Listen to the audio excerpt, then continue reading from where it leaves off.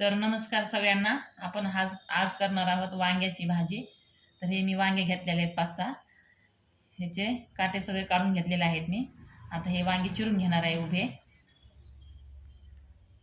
तर आपण आता हे वांगे चिरून घेऊया उभं. हे बघा असं चिरून घ्यायचं छानपैकी. बघा हे वांग असं मी चिरून घेतलेले आहेत. आता हे सगळे वांगे मी असे चिरून घेते. आता हे वांगे मी चिरलेले सगळे पाण्यामध्ये टाकून घेते. आपले वांगे काळे पडणार नाहीत. आता छानपैकी धुवून घेतले या वांग्यांना. तर आता हे आपण वांगे चिरून घेतलेले आहेत. आता ह्याच्यामध्ये आळ्या पण असतात बघा कधी कधी. तर असं हे करून बघायचे हे वांगे आळी आहे का नाही म्हणून. हे बघा असं. तर आता गॅसवर कढई ठेवून घेतलेले आहे. मी थोडंसं तेल टाकून घेणार आहे. आता हे जे आपले वांगे आहेत ना ह्याच्यामध्ये टाकून घेते. आता आपण थोडं मीठ टाकून घेऊया. थोडीशी हळद पण टाकून घेऊया आणि थोडंसं पाणी टाकूया. ह्याला थोडं अर्ध कप शिजवून घेऊया. तर आता हे आपले वांगे छान शिजून झालेले आहेत.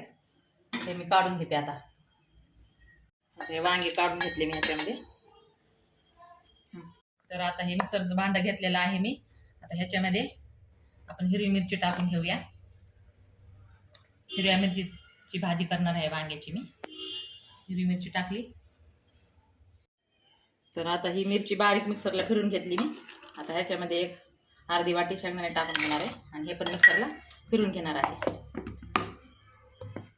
आता हे मिक्सरला थोडं फिरून घेतलेलं आहे मी शेंगदाणे.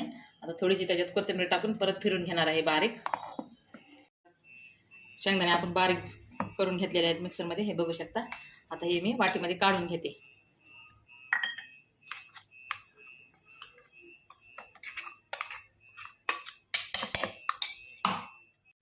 तर आता मी ह्याच्यामध्ये लसूण टाकून घेणार आहे फोडणीसाठी.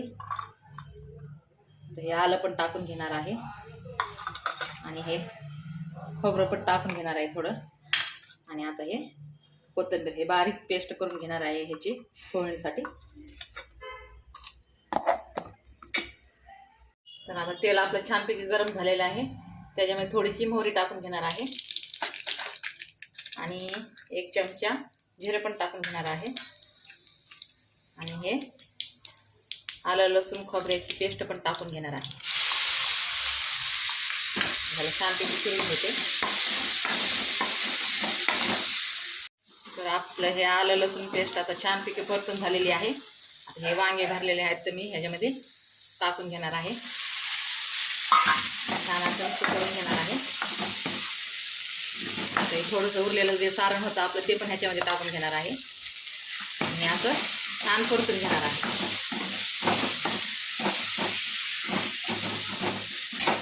तर आपले हे वांगे छानपैकी परतून झालेले आहेत. आता ह्याच्यामध्ये मी पाणी टाकून घेणार आहे.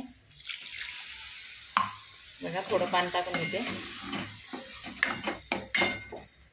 थोडं पाणी टाकते. छान उकळी येऊस्तर शिजून घेते ह्याला. बघा.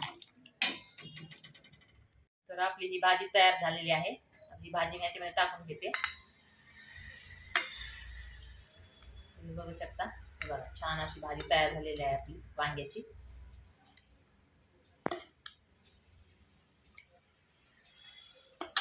ह्याच्यावर अशी थोडीशी कोथिंबीर टाकून घेणार आहे वरून.